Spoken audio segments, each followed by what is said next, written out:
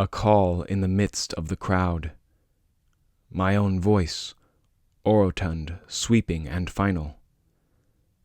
Come, my children. Come, my boys and girls, and my women and household and intimates. Now the performer launches his nerve. He has passed his prelude on the reeds within. Easily written, loose-fingered chords, I feel the thrum of their climax and close. My head evolves on my neck. Music rolls, but not from the organ. Folks are around me, but they are no household of mine.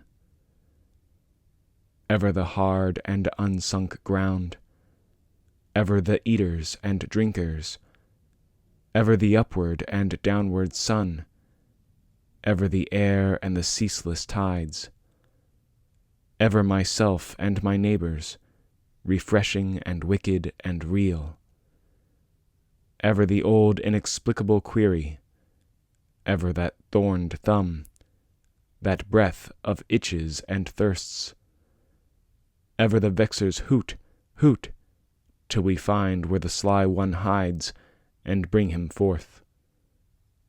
Ever love, ever the sobbing liquid of life, ever the bandage under the chin, ever the trestles of death. Here and there with dimes on the eyes walking, to feed the greed of the belly, the brains liberally spooning. Tickets buying or taking or selling, but into the feast never once going. Many sweating and plowing and thrashing, and then the chaff for payment receiving. A few idly owning, and they the wheat continually claiming. This is the city, and I am one of the citizens. Whatever interests the rest interests me. Politics, churches, newspapers, schools, benevolent societies, improvements, banks, tariffs, steamships, factories, markets, stocks and stores and real estate and personal estate. They who piddle and patter here in collars and tailed coats, I am aware who they are, and that they are not worms or fleas.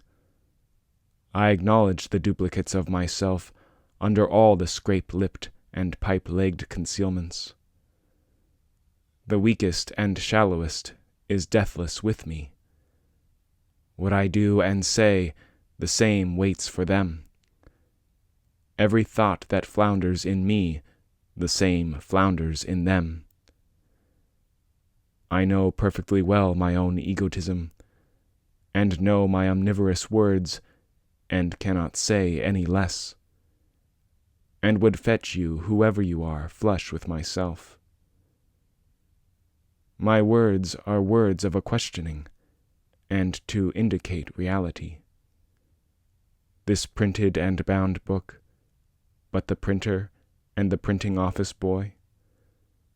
The marriage estate and settlement, but the body and mind of the bridegroom, also those of the bride.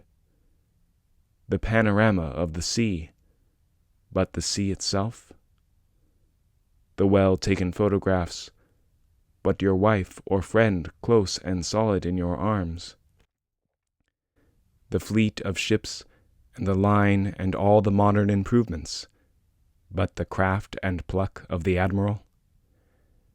The dishes and fare and furniture, but the host and hostess and the look out of their eyes.